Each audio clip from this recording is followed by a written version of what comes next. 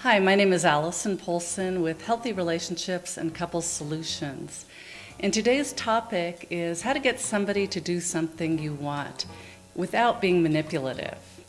Some examples would be asking your landlord to repair something, or asking a child or a parent or a friend or spouse to help you out, or asking your employee to do something differently.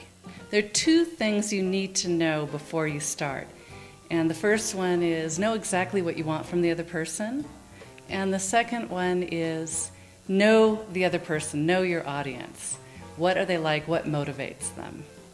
There are four parts to this. First, there's timing, wording, tone of voice, and follow through.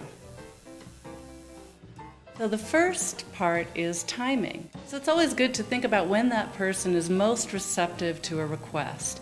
When they're in a good mood, not too stressed out, when they're sober, and when they have time to listen to you and are not too busy doing other things. If it's very important, it's often good to make an appointment or to say, hey, tonight I want to talk to you about something.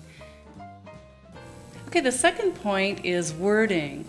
It's really good to be able to turn a complaint into a positive, specific request. It's also helpful to express how the other person will be helping you out. People are generally willing to help others if they know how it's going to affect them in a positive way and when they know they'll be appreciated. Tone of voice, generally it's good to be factual, businesslike, and friendly. But it really depends on the person. Some people respond more to friendliness and warmth. Other people are turned off by that and prefer a much more business-like attitude.